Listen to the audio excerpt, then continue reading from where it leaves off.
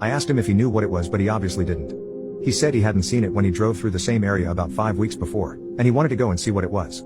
Initially, we pulled to a stop about 100 meters away from it. The whole thing wasn't right. You can imagine seeing such a foreign object in the middle of a huge barren expanse. It had to be something weird. Jeremy, however, wanted to investigate, which I understood, given it was his property, but in truth, I was really anxious. As we got closer, things got even more bizarre.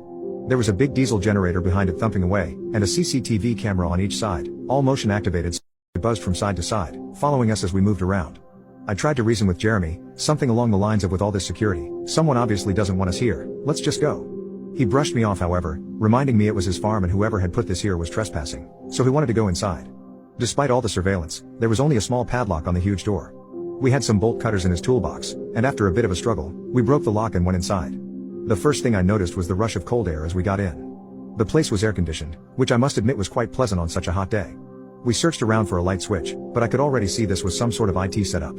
There were flashing LEDs all around the place and the sort of hum you hear when a hard drive is working hard. When we finally switched on the lights, we could see a sophisticated office setup.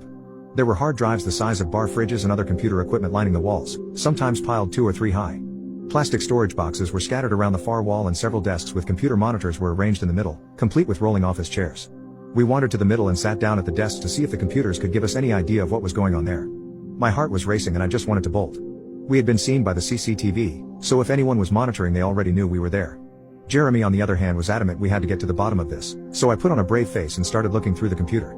This went on for a while, but in short, neither of us had a very high grasp of technology outside of Facebook and Microsoft Word.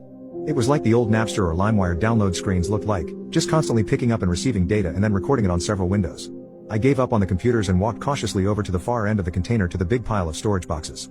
By then I was pretty sure no one else was there, as there was nowhere to hide really, but I was still incredibly on edge. I decided, against my better judgment, to see what was inside all these boxes.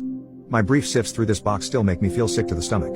It didn't take long for me to realize that this box was full of posters, DVDs, and photos, all of hardcore Chris Paul. One thing that still gets to me is that it was all neatly ordered into folders and smaller boxes. These people were organized. I immediately recoiled, jumped up, and ran over to Jeremy. I could hardly string a sentence together. I dragged him out, composed myself, and managed to explain what I saw. We jumped back into the truck and sped back to the house. The farm had no mobile phone reception, and we hadn't bought the satellite phone, so we had to get back to the landline to call the police.